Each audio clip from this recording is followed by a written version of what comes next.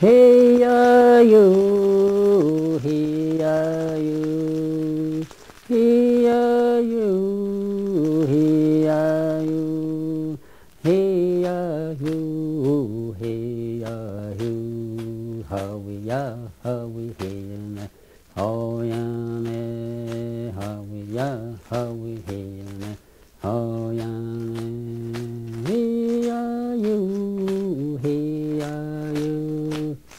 Hey are you, hey are you, hey are you, hey are you, how we hear, oh ya me, how you, Yahoo can wa, oh ya me, Yahoo can wa, oh ya me, Yahoo can wa, oh ya me. Yahoo can wa, oh ya.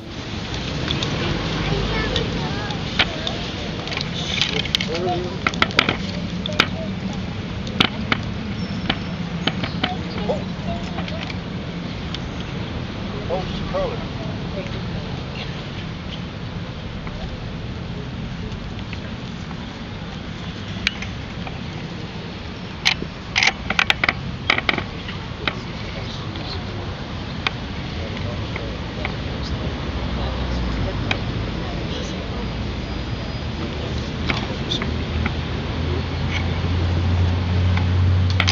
Breathe in.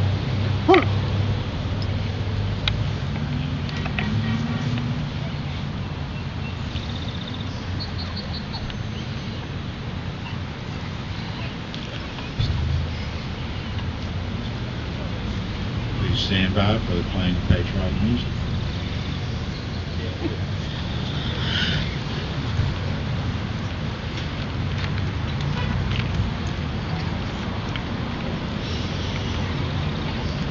Order. Hold.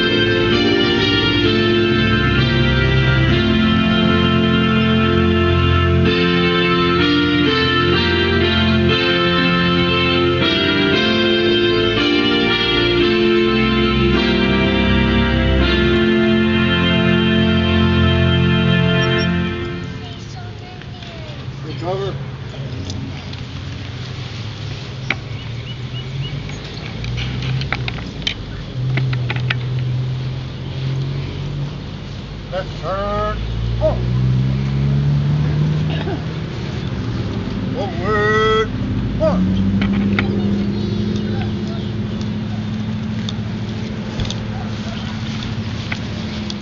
Ceremony.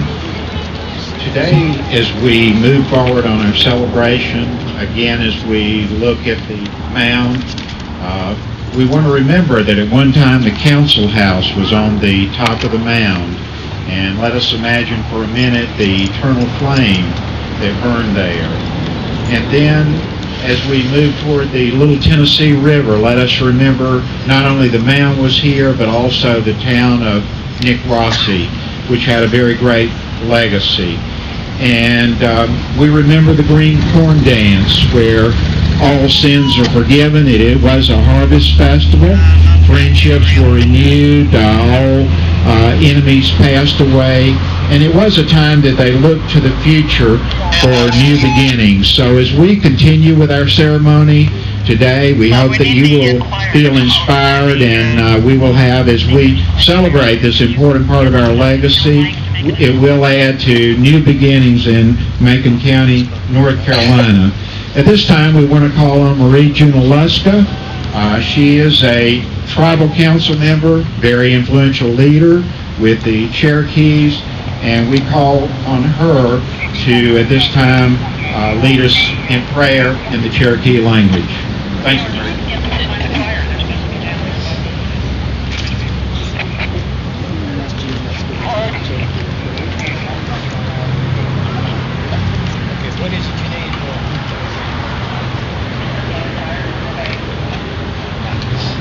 Let us pray. Okay, the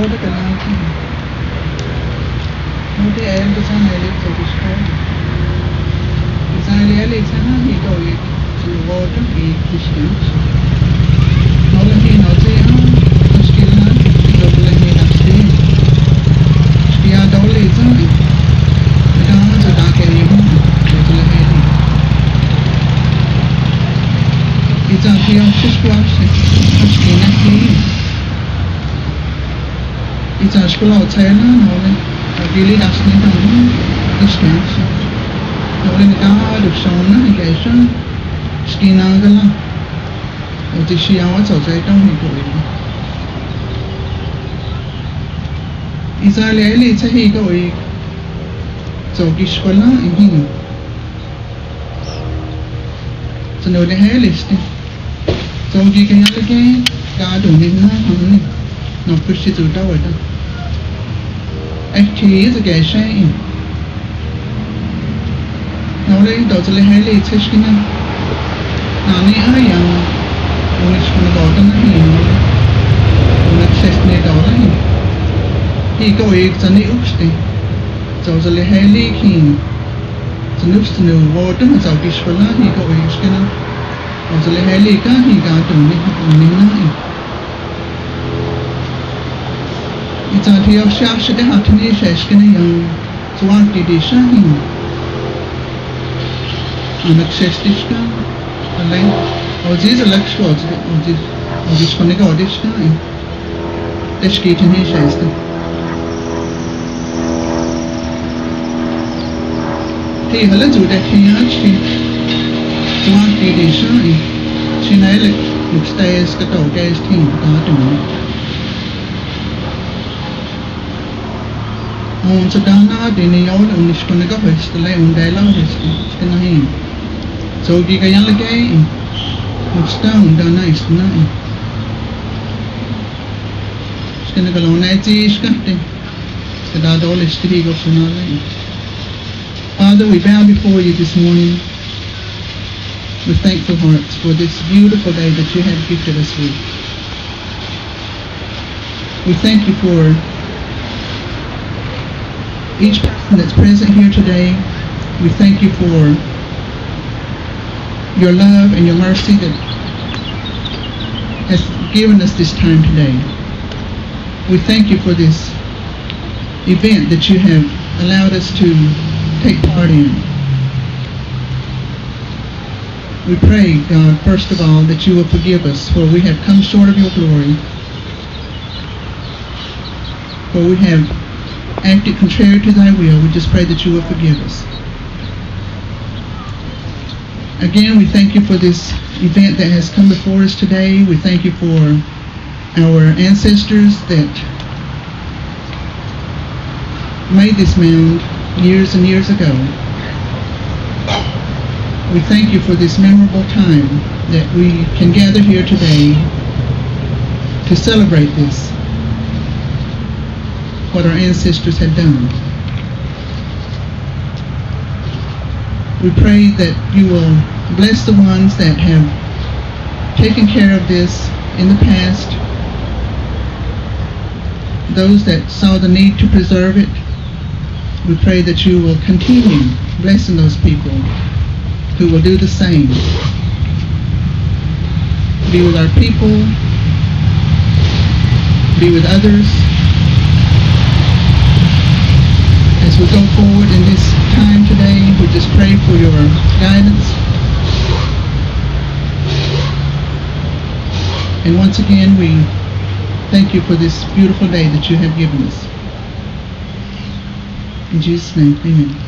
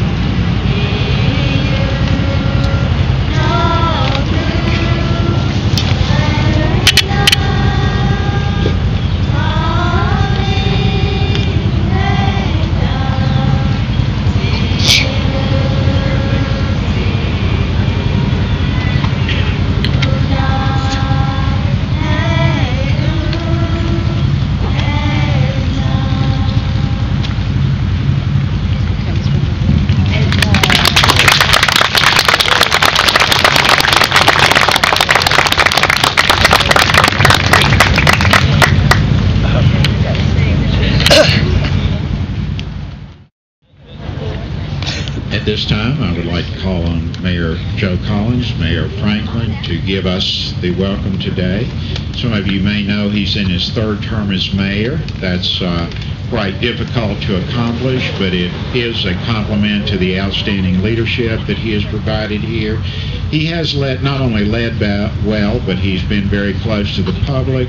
And one of the unique things about Mayor Collins is he has had a close relationship with the Cherokee over many, many years, going back into his family. So let us at this time welcome Mayor Joe Collins to give a welcome.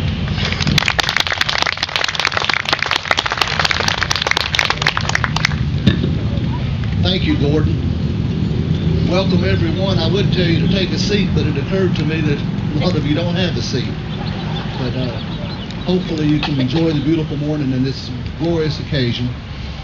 A special welcome to the Macon County Historical Society Museum, who've worked real hard, along with the Western Carolina University Public Policy Institute, which Gordon Mercer is involved in. Let me see.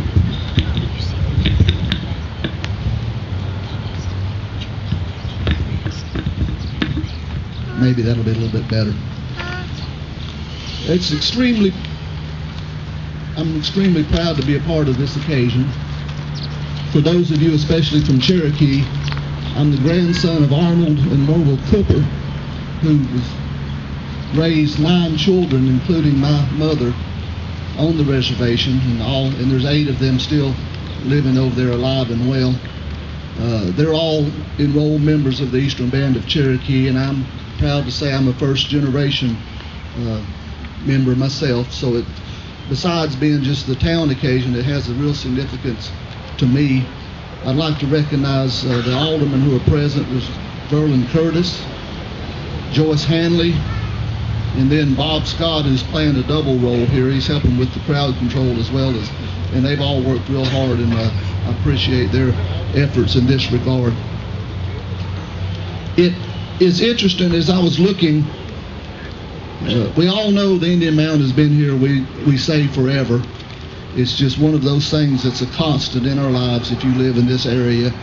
It's quiet, it's peaceful, it's dignified, and we've always taken it for granted.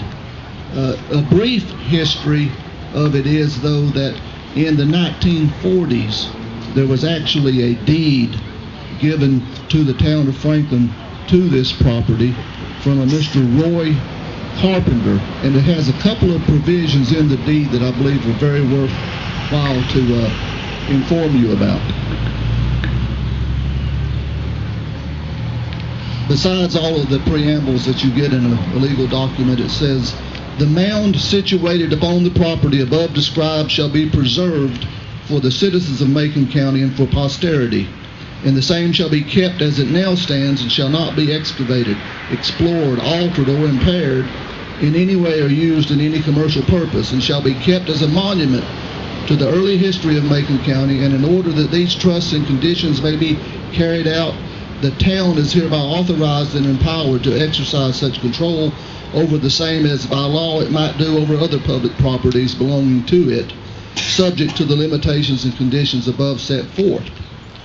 Any deed, lease, or other contract which in any way may interfere with the objects and purpose of this instrument as above set forth shall be null and void, and should the town of Franklin at any time fail to carry out the provisions of this instrument, then any citizen of Macon County shall have the right to apply to the court for injunctive relief and to prosecute said action in their own behalf and in behalf of all the citizens of Macon County." That was put on record October 7th, 1946. And shortly after that, the Macon County Historical Society was formed, with its principal purpose being for the preservation of this mound. So yes, it does go back in memoriam, but also it goes back the last 60 years very close to this town, and we're very proud that over those years we have protected it and we have honored it. Not like we should, though. And we're hoping that this event today and the times forthcoming will give us better opportunity to admire and honor its dignity and to renew our relationships with our friends, the Eastern Band of Cherokee Indians. Thank you. Thank you, Mayor. And as we continue, we want to honor the legacy of Nikwasi and the town of Nikwasi. And again, we will call on the elementary school choir that will sing a historical song, the Trail of Tears song. So at this time, we call on the elementary school choir. Let's give them a hand. They did such a great job before.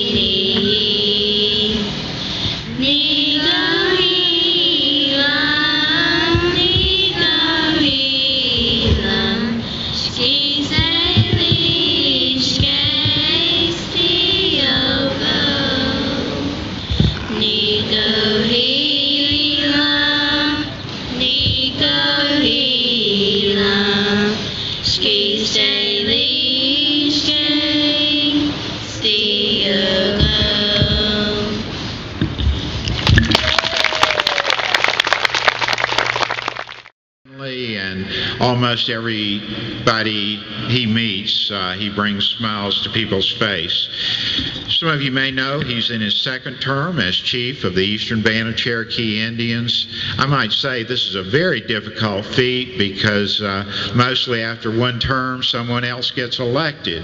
But it is a testimony to his skills and ability and his ability to respond so well to the needs of the Eastern Band of Cherokee. As we introduce Chief Michell Hicks, he has brought a period of cultural renewal with the Eastern Band of Cherokee Indians. They continue, but they have strengthened their programs of language immersion. And recently a youth group from Cherokee introduced in the presence of a legislature at the American Youth Congress that the Cherokee language become a second language here in North Carolina, that it be more recognized. I feel sure that legislation will get through the North Carolina legislature, but that's just one example of the cultural renewal that is taking place in Cherokee. This has also been a period under Chief Hicks that the Eastern Band of Cherokees have advanced economically, providing many jobs for our region and many progressive economic programs. And I think the outstanding thing to know about Chief Michell Hicks is that he tries to take other communities along as the Eastern Band of Cherokees progress. That is, he doesn't leave other communities out. And we're here today because the Cherokee Preservation Foundation has provided a grant of $20,000 to the Macon County Historical Society, again working very closely with the town of Franklin. So at this time we welcome Chief Michell Hicks and the outstanding job that he is doing in our region and with the Eastern Band of Cherokee Indians. Thank you very much. I appreciate the warm welcome and appreciate the opportunity to be here. I was sitting here thinking, if we could wait just a few more minutes, we wouldn't have to squint so hard with the shade. But I don't believe it's going to work that way, so I think it's going the other way. Shiol and Asta Shunale, hello, good morning. Dilo Deshki, Dagwado, Uguyu, Kalagu, Ani, Zalagi, Deza, Yatani, Luga. I want to welcome you to the land of the Cherokees. It's good to be here. I want to recognize just a few folks first. If you hear a baby in the background, that's our 8-month-old. She's might be getting a little hungry about this time. My wife and 3 of our girls, the other 2 have activities today, but if you don't mind, welcome them here this morning, please. I also want to recognize a couple of our council members, Marie and Perry. If you guys please stand and be recognized. And I want to thank the mayor, the alderman, Phil Hare. It's good to see you. All the folks that are involved in planning this event. It takes good partnerships and it takes a lot of commitment from many folks to be able to accomplish what we need to accomplish. Those of you that know a little bit about the history of not just the mound but this area, there's many years of our Cherokee history here. Of course, recently many years of the county and the town history here. But as I've thought about the words I wanted to say this morning, one thing that keeps coming back to my mind, and I want to remind each of us here this morning, is our responsibilities of protecting. And it's not just protecting ourselves, it's not just protecting, through our police department or our fire department, but we also have a responsibility to protect the things that are important to this area. And many of you that live in Macon County live in areas that the Cherokees significantly inhabited many years ago. And we're fortunate to be able to be here today and to hear the mayor talk about the solidifying this particular land, and giving the town, given the again the mayor, the alderman, all of you guys responsibility to take care of this beautiful place that means so much to us as Cherokee people. And with saying that, this area again over time was a very important trading place for our tribe. There were many villages here, but there were also a lot of battles that occurred on this land. And I brought some folks with me this morning, just in case anybody wants to get rowdy. I did bring some of the warriors with me today, so if you guys will stand up for just a second.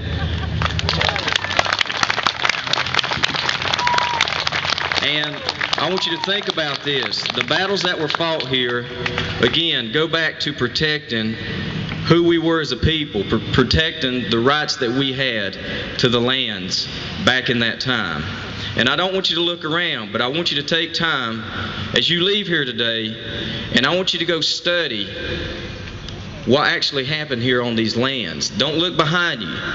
There were a lot of wars won with the warriors of the Cherokee people, and there may have seemed to be we had 100 or 200 warriors. But through the blessings of the good Lord, there were many more than that. And I want you to know that. They're here. They're looking at us today. They're looking at you today. And it's your responsibility.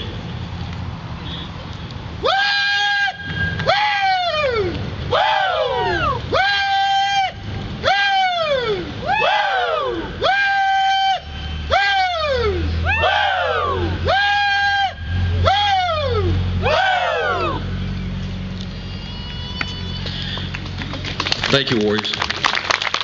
You guys, they'll be performing a little later on this afternoon. I think we have a number of events that will occur here just a little later. Again, I've had the opportunity to work with a number of folks here in Macon County, and you guys have been great to work with. We just recently repurchased the Cowie Mound, and if you haven't been out there, please take some time. You'll not find a more spot that just allows tranquility. It's a spot, it's a blessed spot that identifies, again, who we are, who we were, and as you, again, study this particular area here, and you take a look at, the transition of, this initially was the trading place for the Cherokees. It transitioned over to the Cowie Mound, and that really, if you think about it in terms of the U.S. today, was the New York City. I mean, that was where all the transactions took place for the Cherokee people. And as we talk about the significant history here, I want you to go out and read, and you young guys, I want you to think about again how important this is, and think about as you grow up and listen to the elders. Your moms and your dads and your grandparents, and understand that you also have to continue this responsibility on behalf of all the people, but especially on behalf of the Cherokee people.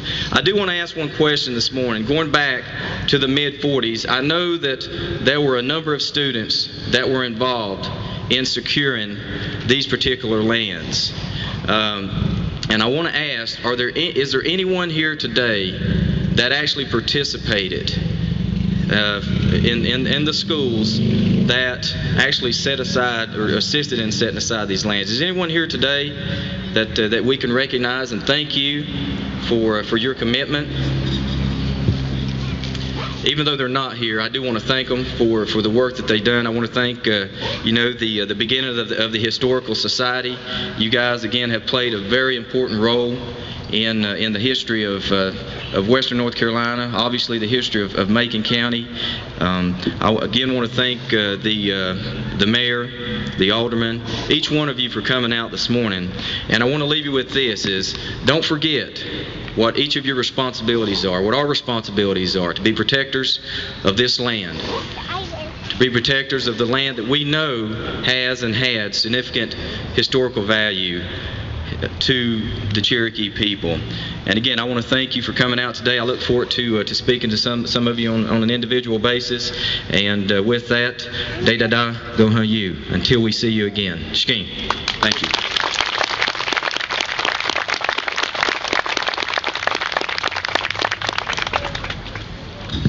Thank you, Chief Hicks, for those thoughtful, kind remarks. And again, I think your point is very well taken, that we all need to read up on the heritage of early Macon County and surrounding areas. Today we are here to unveil the Cherokee Heritage Trail marker to our right over there.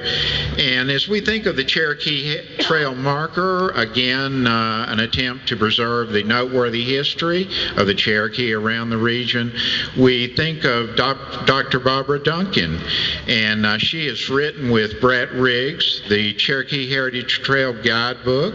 She is educational director of the Museum of the Cherokee Indians, and there are many groups that are involved in the Cherokee Heritage Trail Marker program, and she's going to tell us a little bit about some of the things that are going in that area. Let's welcome Dr. Barbara Duncan.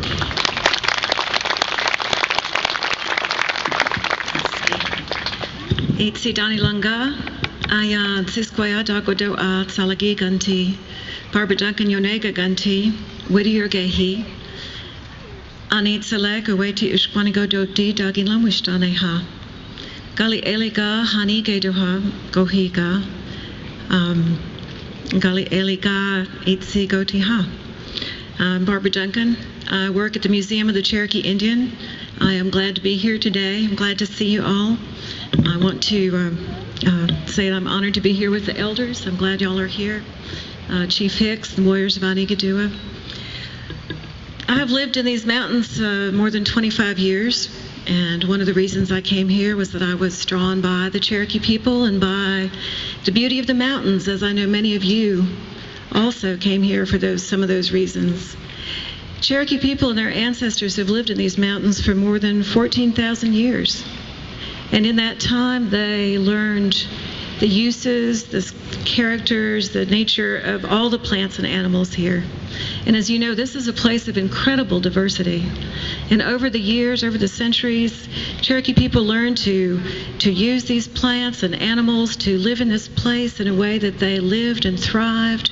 Not only lived and thrived, but were able to take care of this place in such a way that when some of our ancestors came here from Europe, they thought this was paradise. They couldn't even tell all the things the Cherokee people had done over the years to take care of the woods by burning them off in the falls, in the fall of the year, to manage the game by the way that they hunted, the way they gave thanks for the animals. And this appreciation that the Cherokees had for diversity also extended to people, so that in the traditional cultural values, people who were different were not made better than or less than. They were all respected. And I think these lessons are lessons that all of us can use and appreciate today. In 1995, I started working with a project. The Warriors are going to get ready to dance over at the Big Bear Shelter, and I hope you'll join us over there at about 11:30 to see their program.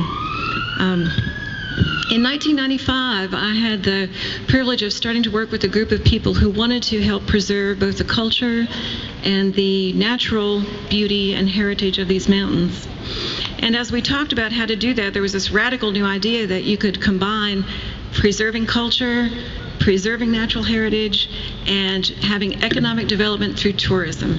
And this was an idea that was very radical, but I will say that today I think that time has come for that idea. As we started talking about the heritage of these mountains and the things that made this place unique, Molly Blankenship was part of that group, and she said the Cherokee heritage is important. Other people said the musical heritage, the crafts heritage, the farming and gardening that people have done here. And so out of these meetings in 1995, which members of the Eastern Band were a part of, were developed the trails projects, Cherokee Heritage Trails, Appalachian Music Trails, Arts and Crafts Trails, Farms and Gardens Trails. And the work that we did to research these trails, the Eastern Band was very involved in selecting sites and doing research for the Cherokee Heritage Trails. These trails became part of the Blue Ridge National Heritage Area. And this is a designation that our part of the country has received that is very unique. So I want to recognize Rob Bell today, who's here from the Blue Ridge National Heritage Area. Rob, will you raise your hand and give him a hand, because it is their funding and their support that have made the signs and part of this project possible. Thank you, Rob. I also want to recognize the National Endowment for the Arts, North Carolina Arts Council, North Carolina Folklife Institute, and all of the people who have worked on these projects over the years that have enabled the Cherokee places in Macon County to be recognized. If you want to know more, This is the book, Cherokee Heritage Trails Guidebook. I don't get any royalties from this book, so this is not an advertisement for myself. All royalties go to the Museum of the Cherokee Indian, which is the main site for the Cherokee Heritage Trails Project. And this research and this project has recognized sites all over Macon County, including this mound here, including the Cowie Mound, because this county was home to the middle towns where thousands of Cherokee people lived for thousands of years.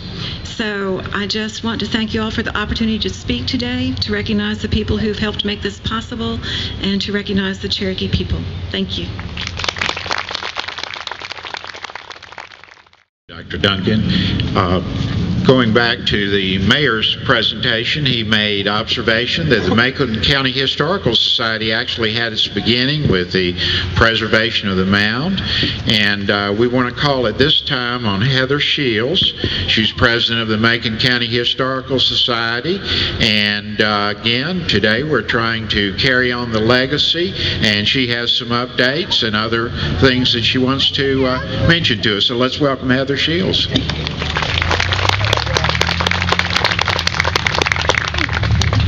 Good morning. One of my biggest worries anytime I speak is the microphone going to be short enough for me? Good morning.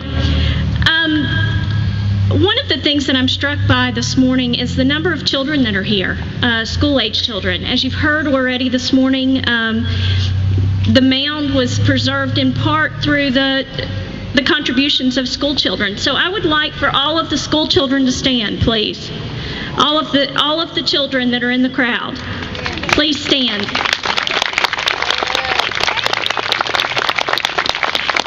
It's because of children like you and your interest in your history that places like this are preserved, and adults in your life that are interested in preserving. This mound was preserved over 60 years ago, as several people have said this morning.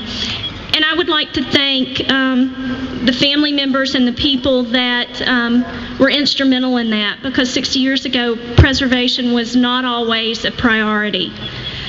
I'm also grateful to those people who formed the Macon County Historical Society out of the efforts to save this mound. I would like to invite you within your program. There is a membership form for the Macon County Historical Society. If you are not already a member, please fill it out. You can bring it to the tent next to the Big Bear Shelter and turn it in. We would love to have your participation and your support. It seems to me that the Society has now come full circle in a manner of speaking. Last fall, 2 Macon County citizens came to us with a concern about the preservation of unidentified Native American sites in the county.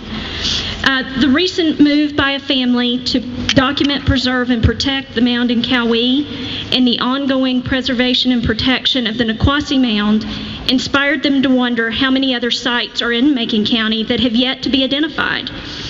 However, these 2 citizens did not stop at just wondering. They created a plan and came to us with what is now known as the Native American Cultural Sites Preservation Project.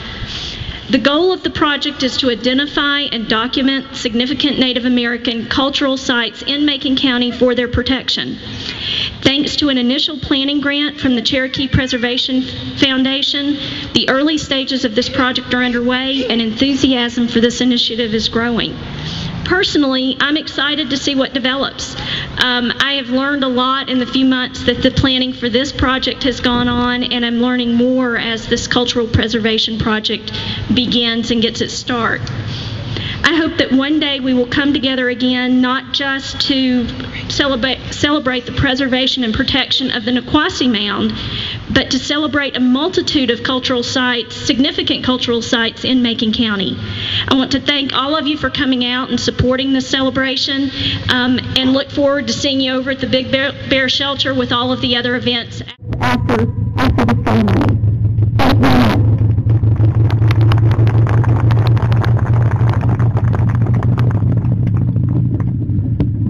Thank you, Heather. And again, we do want to emphasize that we do have a questionnaire on the program, and hope you'll take a little time to fill that out and return it to the Macon County Historical Society over in as the celebration continues.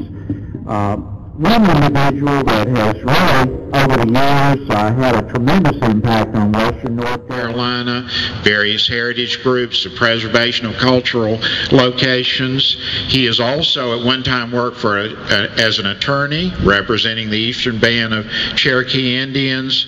Again, a very good friend to all of us. So let us welcome Representative Phil Hare, who does such an outstanding job in Raleigh and the region in representing us.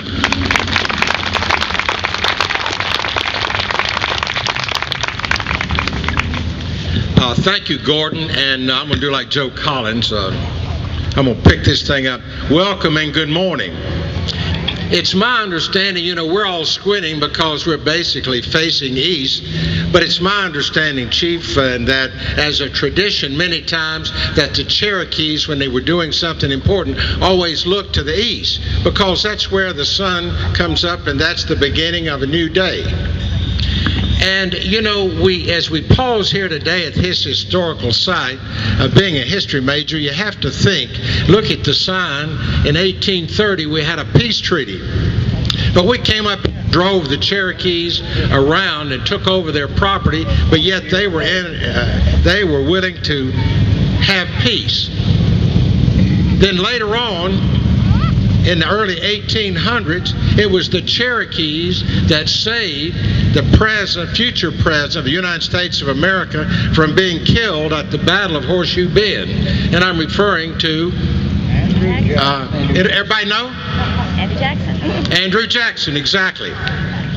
And so the Cherokees have stood side by side with us in protecting the American heritage as we know it over the centuries. As a matter of fact, Charles George, an enrolled member of the Eastern Band of Cherokee Indians, won the United States Congressional Medal of Honor, one of the few, if any, that I know that's been awarded in this part of the state of North Carolina.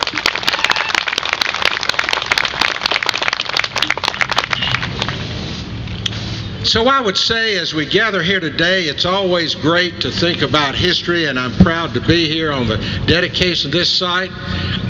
And I want to thank the Macon County Historical Society in 1947 for having the wisdom of preserving this site. But I think today is also another step in all of us joining hands together, wherever you live, Macon County, Jackson County, any place in North Carolina or any place, that we join hands with our Cherokee brothers and sisters and let them know that we're all together and that we're all proud to be citizens of the United States of America. Thank you.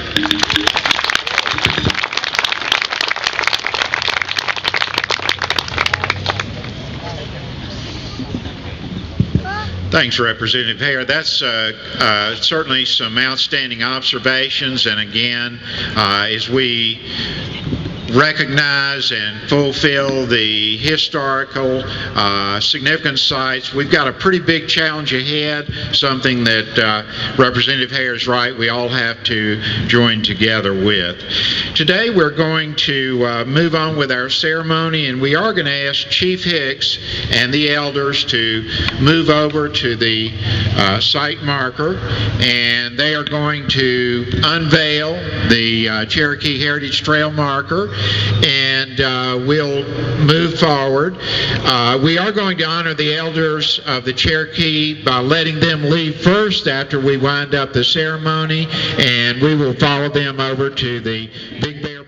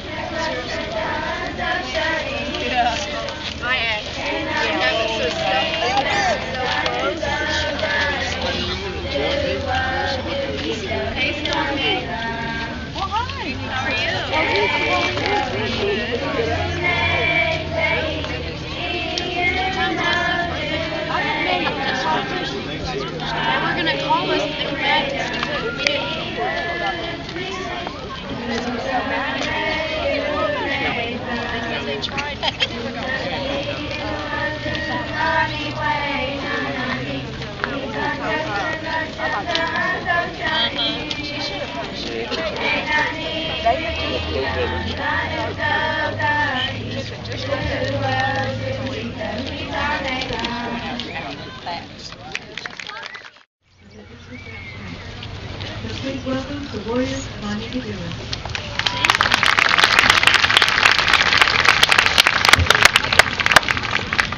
I'll go ahead.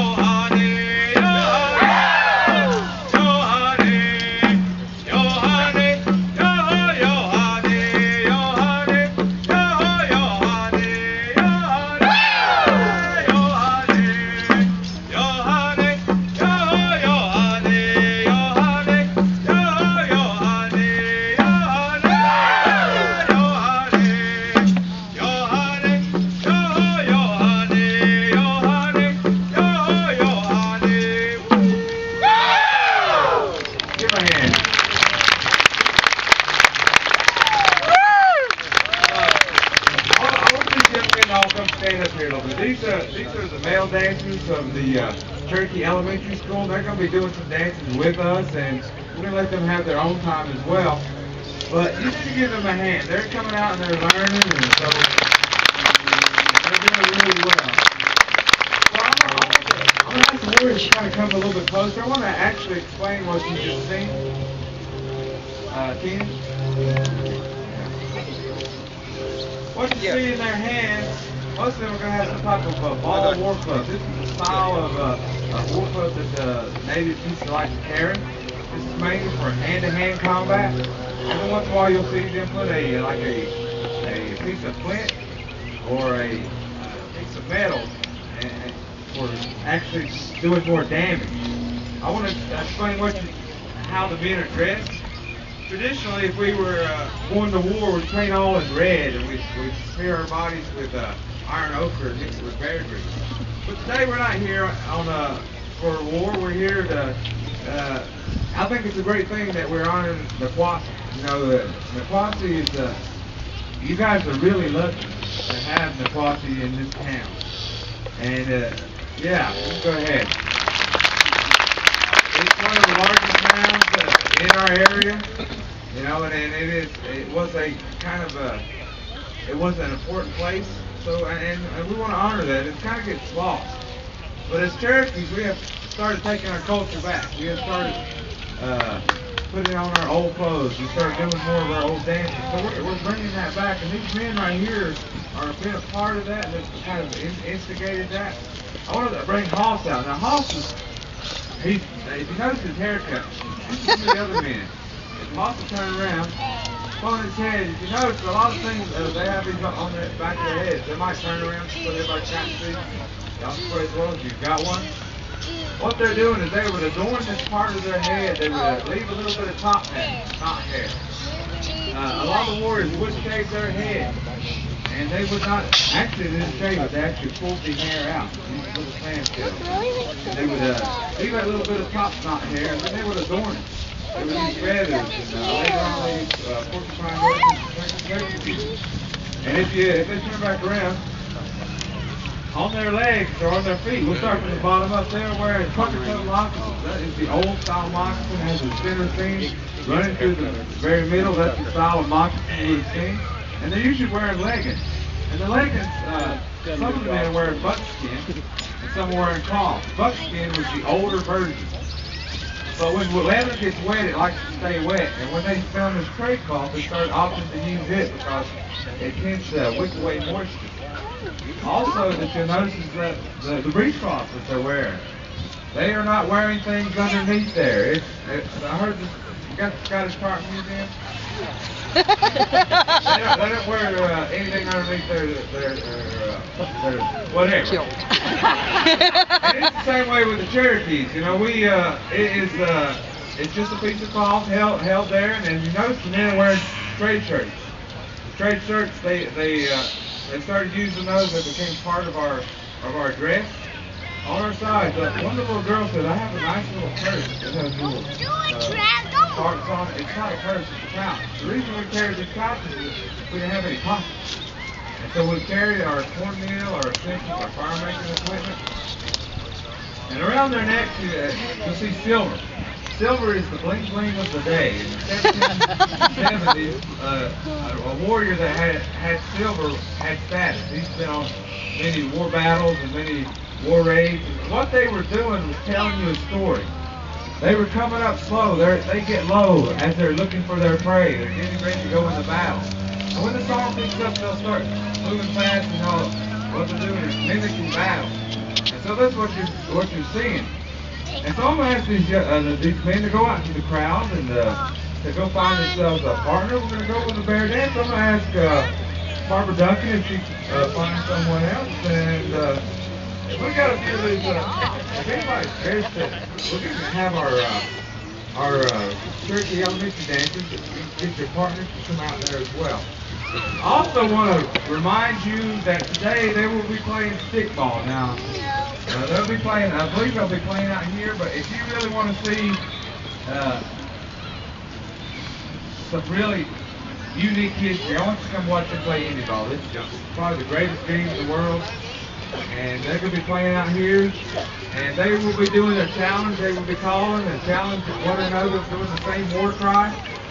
And I think you need to come and watch that because it's just a great, fantastic game. So if we can go out here and circle up. We'd also ask if the mayor's here. We have a lady that's wanting to dance with you.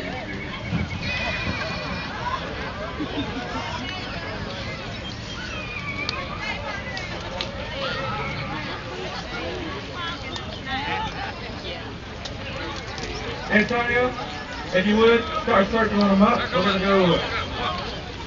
When we dance counterclockwise. There's Hall. She's taking charge right there. There you go. And we're going to start with the bear dance. Now, the bear dance is a social dance. How you doing? How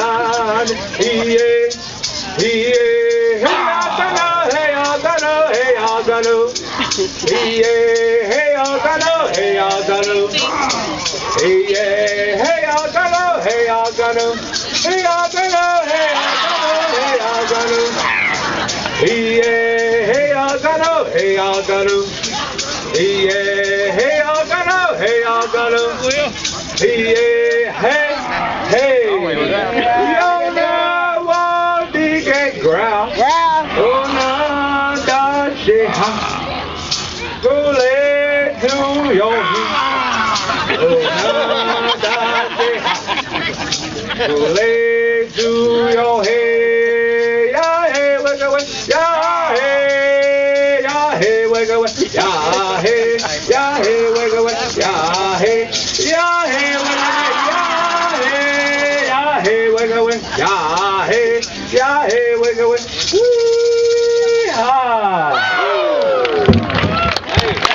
Hey, all you elementary dancers, keep your partners, stay out there. And hey,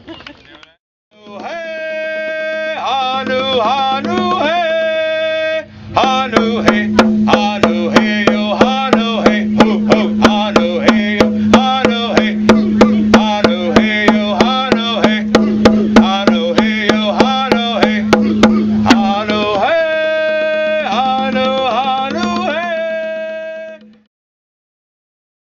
What's that? Yeah, there you go. Sonny, need you to help me lead. Will got it. Will got it. He's done it before. Okay. There she is. We have. Now, that last dance, you know, you say buffalo. There's no buffalo around here, but there used to be. There used to be a lot of buffalo around here. The last one was killed in Asheville around 1790, around that area there. And so, but we still honor that buffalo. There's a town in the Snowbird area. It's called Buffalo. And so we're still doing this dance. This dance, what you're going to do, you're going to see now, is kind of follow the leader. They are going to be going around, and instead of horns, they've got antennas. And when they're going to end up meeting with each other, and they're going to talk, and they're going to kind of shake their little caboose. When they meet, they're going to just talk together. It's a real good social dance. This is our ant dance. Honey, yeah, honey, yeah, honey, yeah, honey, yeah, honey, yeah, honey, yeah, way, way, honey, yeah, honey, yeah, honey, yeah, honey, yeah, honey, yeah, honey, yeah, honey, yeah, honey, yeah, honey, yeah, way, way, honey, yeah, honey, yeah, honey, yeah, honey, yeah, honey, yeah, honey, yeah, honey, yeah, way, way, honey, yeah, way, way, way, way, honey, yeah, honey, yeah, honey, yeah, way, way, honey, yeah, ooling star, honey, yeah, honey, yeah, honey, yeah, honey,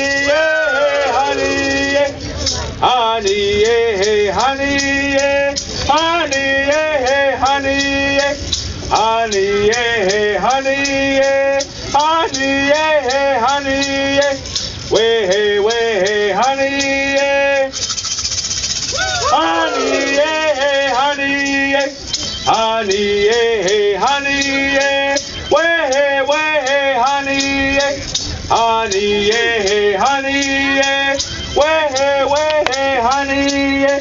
Who's got the cell phone? Turn it off. Yeah, honey, yeah, honey, yeah, honey, yeah. Whee! Ah. Thank you. There you go. Come over here, John. John, get up. Get up. Ashley, get up. Hey, Esther Mary. Yeah, got the baby. Okay. All right. Okay. I'm not sure. Sorry. Hey, yo, hey. Hey, yo, hey, yo. Stomp your feet. Awe, awa, yane, oh, yane,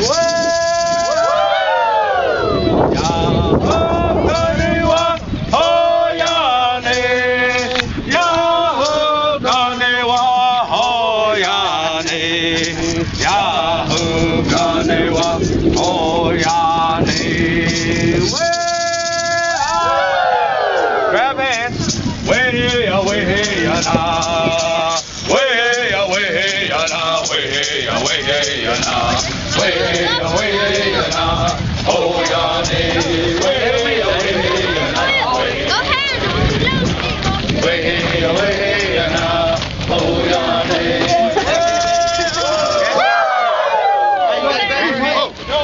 Heat ho! Heat ho! Heat ho! Heat ho!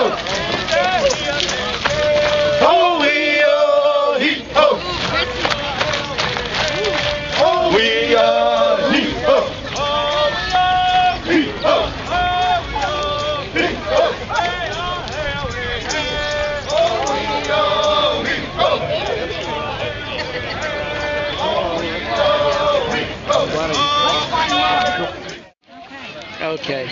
This is Thunder Pig, and I'm here with Dr. Barbara Duncan, and I'd like her to talk about the importance of the Warriors and what we saw here with some of the dances.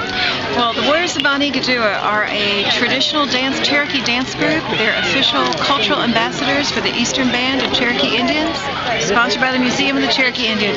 But what these men are doing is they are bringing back the old dances that have been lost, that parts have been forgotten. They've recreated the war dance as described in 1762. We tracked down wax cylinder recordings from the Library of Congress and put that back together with old descriptions that are 300 years old. And these men, because they are champion powwow dancers and part of traditional dance in the community, have been able to recreate this and bring it back to life. And it is so exciting to be here on one of the places that was a traditional village where men would have done this dance for centuries, for thousands of years, and here they are doing it again, so it's a great day.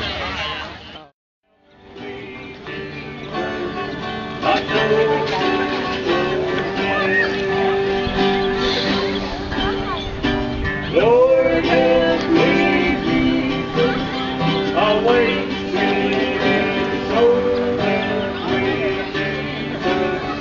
I know what I am, but now I know that I need you so badly. I told you your hand, Jesus, I told you.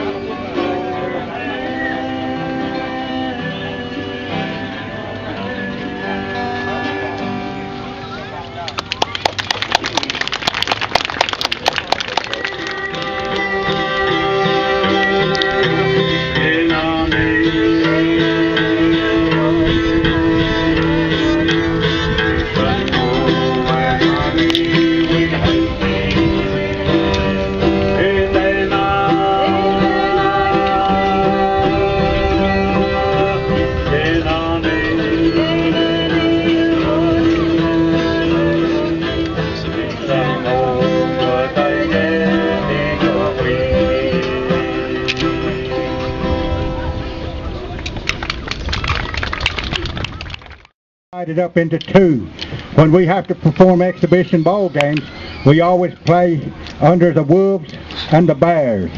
You have to realize this is an exhibition ball game, but a lot of times you're going to find that our exhibition ball games are a lot more intense than when we play an opponent. Wolftown over the years, and since in my early years when I was a little boy, I started playing this game when I was maybe 5, 6, or 7, I can't recall now. My first games with the Wolftown men, at the age of 13 I joined the Wolftown men. Have played since. I have a son out there now, middle-aged, and for years I've played alone. We let them grow into it.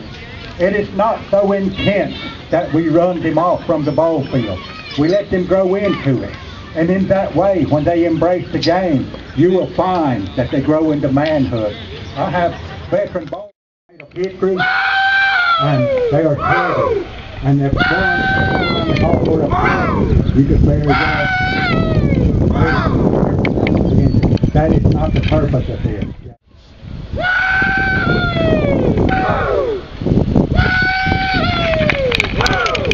At this time, Ray McCoy.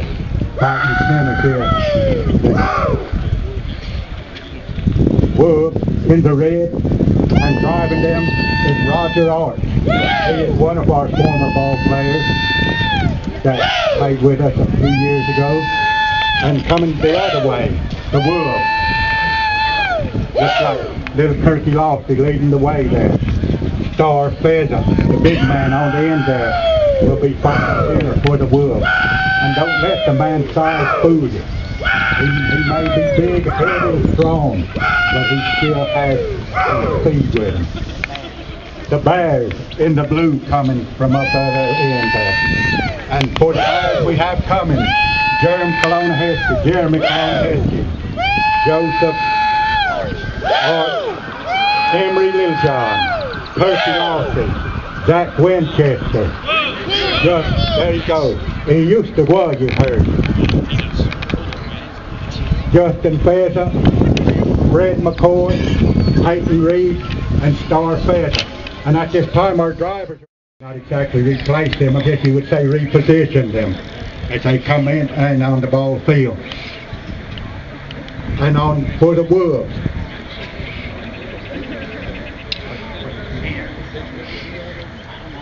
On the far end toward the river, Terrence. In the red there, standing next to him, Howard Taylor. Next to him, Denny Reed, Ray McCoy, Junior Wildcat, Tyler McCoy, Doug Cat, Thomas Gomez, and Mark Grant. That Mark Grant there is one of my veteran ball players, probably going on 50-year-old now, but don't let his age. I don't think he's slow. Some of these youngsters, we have teenagers out there. That looks like there's balls on the ground. They're after it now. Mark Crow, it's flipped. That's Mark Grant. It's flipped up in the air. Mark has it.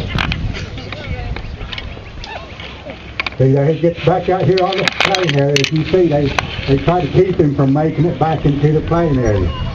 At this time, the Wolves with one. So, the Wolves have 1 point. And the ball goes back to center ground, given to the center men, and it will be raised again. The ball's up, as you see it. There comes Junior Cat after it. You see it up there. That's Junior Wildcat. And you'll see, these guys have the skills. And when the ball gets wide open like that, very seldom will you see our ball players miss the ball. That is what they practice for, on their skills of getting the ball and clearing it. The ball's back up again at this time. The ball gets out here, it's up. Looks like Howard Taylor has it at this time. Justin Pheasant trying to keep him back. Now he's getting away. That is one of our veterans. Fred McCoy trying to slow him down. As you see, these veterans are making him, but they're also strong. Howard Taylor is one that started with us, started playing there at Wolf County Indian ball when he was 5-year-old. Now here he is, pushing 40, but yet a veteran ball player. The ball's back up again, and at this time, there goes Tyler McCoy with it. He misses the ball, now it's headed the other way. Justin Pheasant taking it the other way. He goes, he went around the outside. He's caught back there. Doug Cat has him up there, takes him down, but the ball has to be brought through the uprights, not around him and back through the inside. Now he throws the ball out. It looks like it looks like Emery Littlejohn may have the ball up there. Thomas Gomez trying to hold him. Looks like they've called a warrior down there. Looks like the ball's up in play again. Okay, that looks like Zach Winchester with it. He gets away with it. There's a score there. Now he is one of our youth that is still in school. But these young men, they're fast. The ball's back into play again at this time. The score stands at the Wolves 3 and the Bears 1. So, and then Nikwasi and the so and then once again here comes Howard Taylor, but Fred McCoy comes in to slow him down. Now there's 2 or 3 taking him, trying to hold him. Now the ball is thrown. Denny Reed over there with it. He picked it. He dropped it. Now Ray McCoy's after it. The center man for the Wolves. He has it.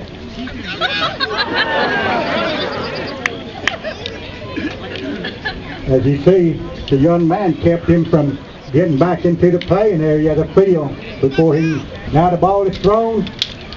They bring it back through again. It looks like Kirk Lossie has it. He passes the ball out.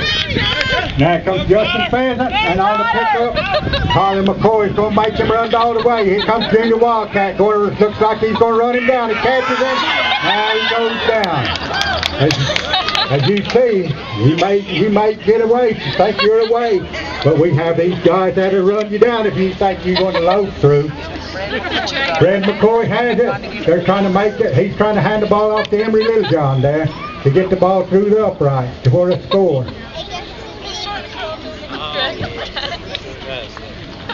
It looks like Peyton Reed went around for the score on this, and at this time the score stands: the Wolves 3 and the Bears 2. And the ball's brought back and put into play. It's back into play again. There's Joseph Art has it. Now there's,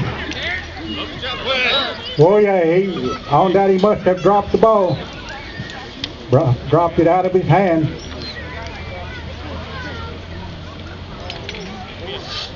And usually if the ball isn't thrown directly up, your drivers will holler, whoa, yay. The ball's got to go up, straight up at the point of infraction. The ball has to go straight up. You're not allowed to throw a pass by throwing it out to the side. Justin Pheasant goes through with another score for the Wolves there. At this time, the score is tied up with the Wolves 3. So, the Bears with 3. The Bears, so Nina. Now standing down at the other end, he says this isn't going to happen again now. He's waiting down there, one of our strong men, guarding the goal post there. So that whenever if these light young guys got to go through with it, or getting away, they'll have to go through him to score. Here comes one of our ball players, a two-sticker, he comes to pick up his ball stick. Because when you get used to using two, at this time, who's that pick up down? Emery Littlejohn. And the parents has him down. Here comes Mark in to help, try to take the ball out of his hand. The ball at that time is taken from your hand. It is a good ball when taken directly from your hand instead. As you will see now, different ones start watching everybody. The ball is thrown out now, and Kurt Glossy has it. Now you see Howard waiting for him at the goal post.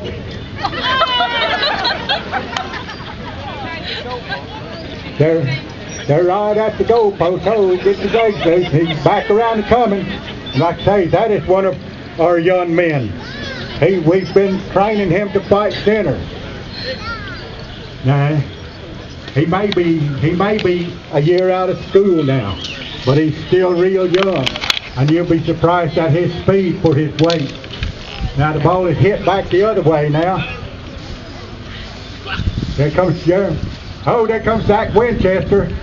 Now Junior Cat takes him down again, but he may be away. No, comes Thomas Gomez to help out, keep him from getting away. And the ball is thrown. It's passed.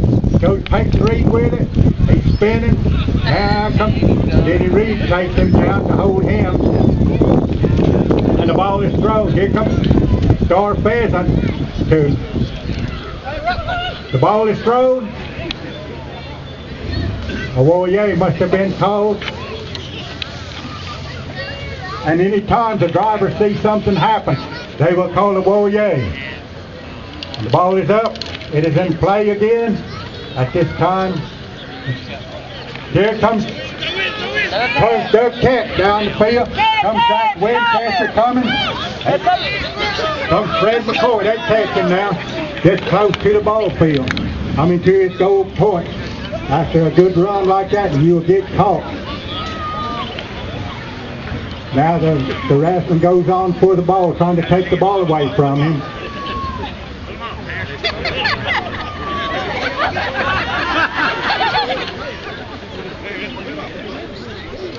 The ball is thrown. Howard catches it for a score there. Now the ball goes back to center ground.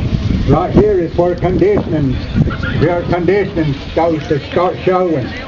The ball is up. Oh, maybe not. We just made it is given back to the center men. The ball is raised up.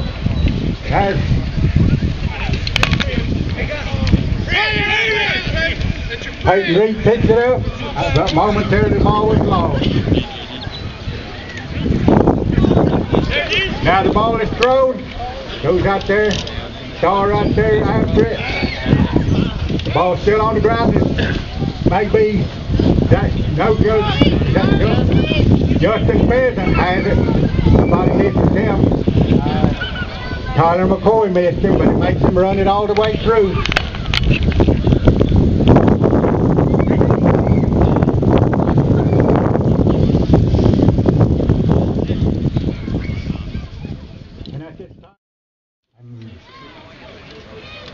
Can't see who may have it. The ball's still been scuffled for on the ground there. The ball gets raised up.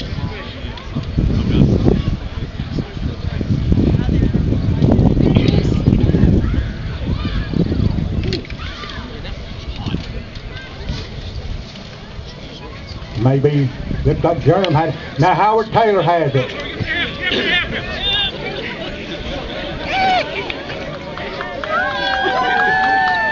Howard Taylor, one of our veterans there. As I stated before, they're not the slowest guys out there on that field. They may be heavy, but they still have some speed. At this time, the score is tied with the Wolves 6, the Bears 6. The ball been brought back to center ground. Looks like Thomas Gomez had it momentarily. Now the ball has been batted around. It's on the ground again out here. Junior Wildcat makes a scoop at it, miss it. Denny Reed missed it, still on the ground. Here comes Junior Wildcat, makes a good clean pickup on it. Come on, help him. Put him off of him. Put him off of him.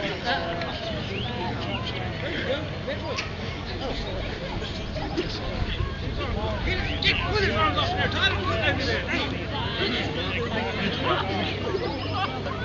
Howard.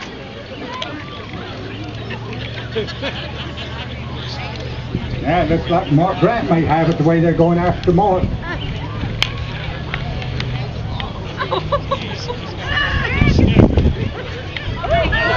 there goes.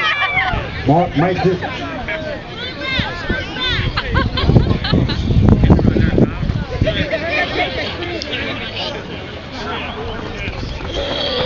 Okay, looks like the driver is signaling a score.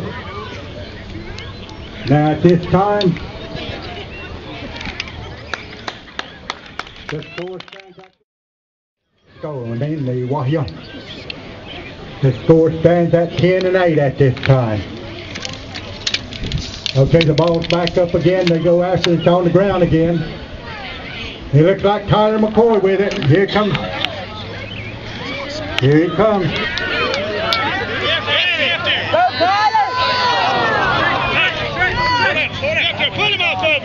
Okay, the ball looks like Howard Taylor after it right there. Mark Grant has it.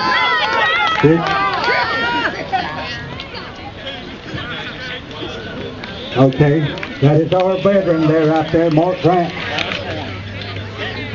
Who's supposed to be? At this time, the team with 11 points, or the Wolves, they do not have to get the ball with the ball stick on this one. Well, he probably.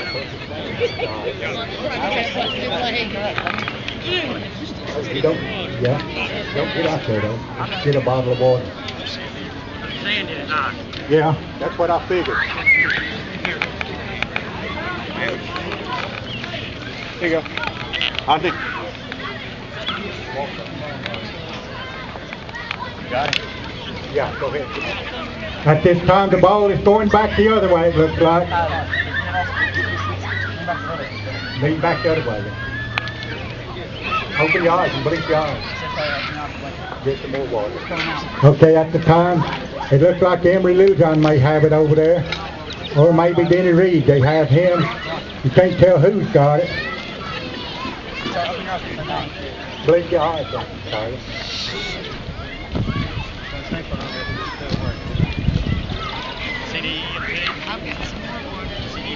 Wrestling going on, can't tell. Maybe one of the Bears with it. Looks like Howard Taylor. Comes Junior Wildcat this way. Here comes Doug Cat. Comes Fred McCoy after him. Now he's caught up with him. Okay, here comes Jerem now to help Fred. They slow him down. Now here he goes. And this is the one that The last one where the ball cannot be thrown, it has to be passed. Mark Grant has it.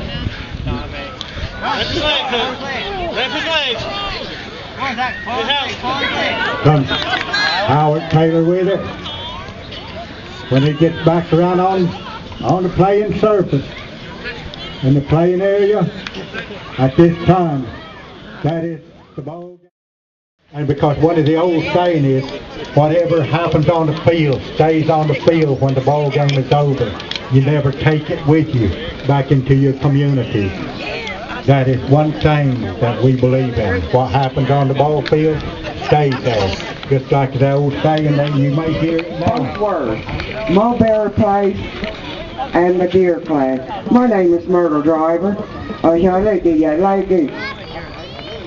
And singing for our group today is Kioski. And that means he gets away with it all.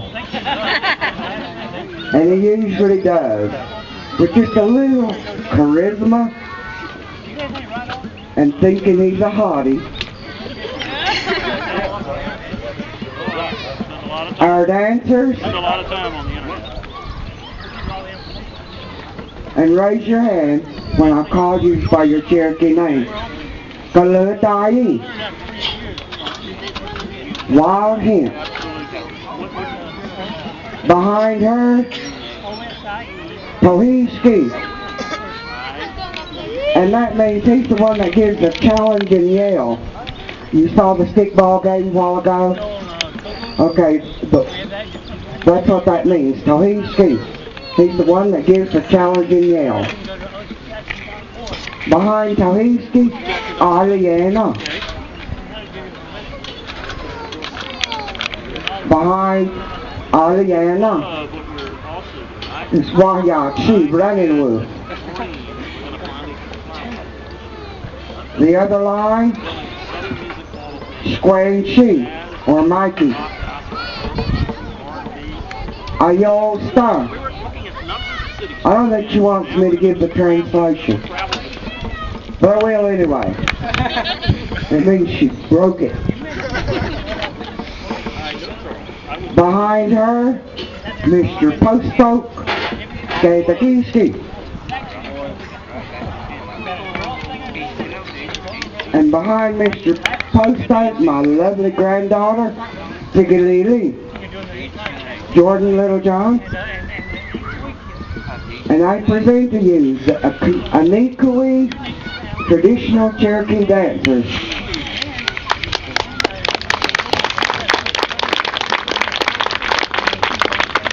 The first dance they're going to perform is Yona, the bear dance. Excuse me, does he need a microphone? No, I thought somebody needed a microphone back there. Does anybody need a mic? Okay, they'll be performing the bear dance.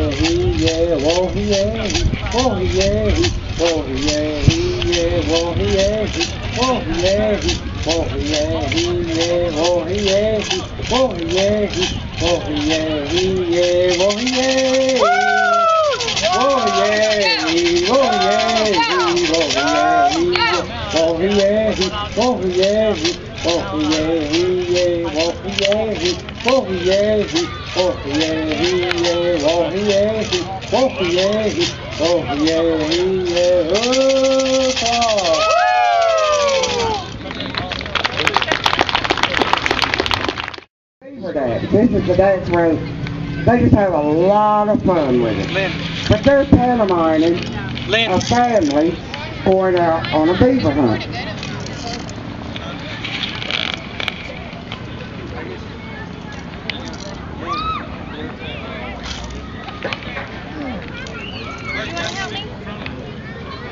We need a volunteer to come and pull the beaver string.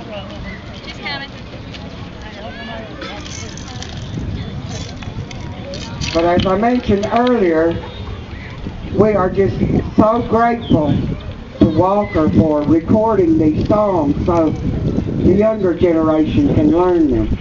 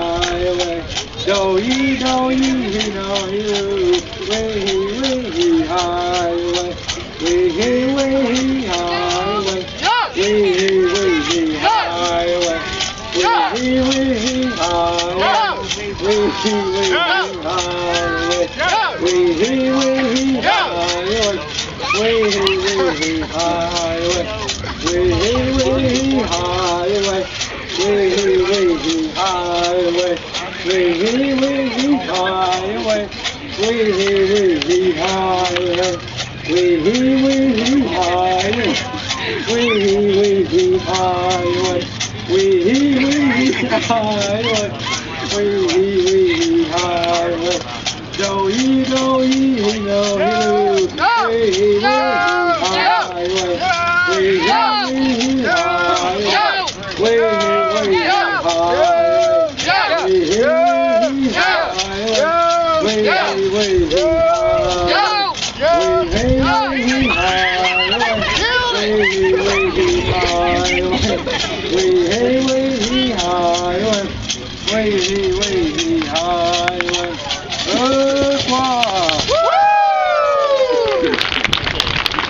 That was the beaver dance, ladies and gentlemen. And now the next performance, we're going to ask Walker Calhoun to come up and sing the friendship dance.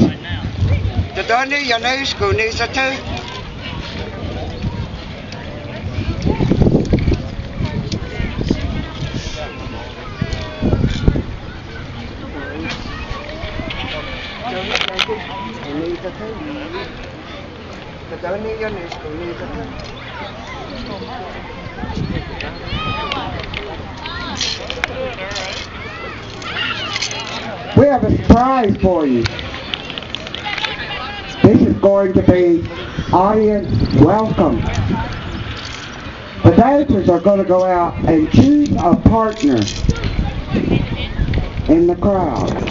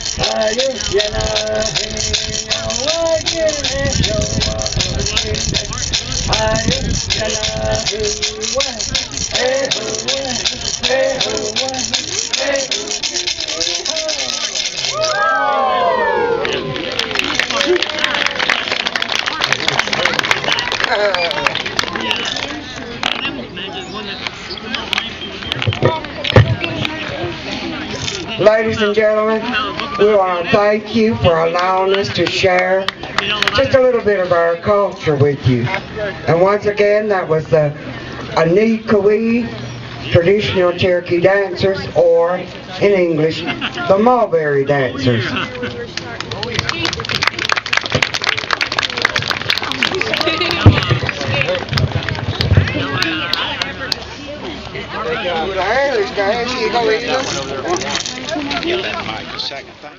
Round of applause. It's been a great day. Be sure and let us know if you want to do this event annually. We'll look to hear from you. Let us know right into the Franklin Press if you want to do this every year. Thanks so much, and we appreciate so much for coming today.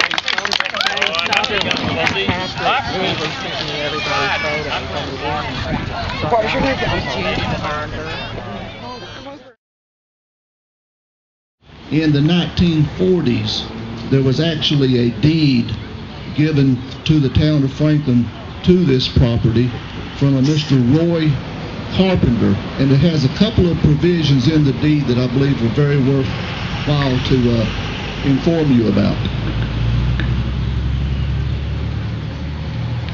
Besides all of the preambles that you get in a legal document, it says, "The mound situated upon the property above described shall be preserved for the citizens of Macon County and for posterity. And the same shall be kept as it now stands, and shall not be excavated, explored, altered, or impaired in any way or used in any commercial purpose, and shall be kept as a monument to the early history of Macon County. And in order that these trusts and conditions may be carried out, the town is hereby authorized and empowered to exercise such control over the same as by law it might do over other public properties belonging to it, subject to the limitations and conditions above set forth. Any deed, lease, or other contract which in any way may interfere with the objects and purpose of this instrument as above set forth shall be null and void, and should the town of Franklin at any time fail to carry out the provisions of this instrument, then any citizen of Macon County shall have the right to apply to the court for injunctive relief and to prosecute said action in their own behalf and in behalf of all the citizens of Macon County." That was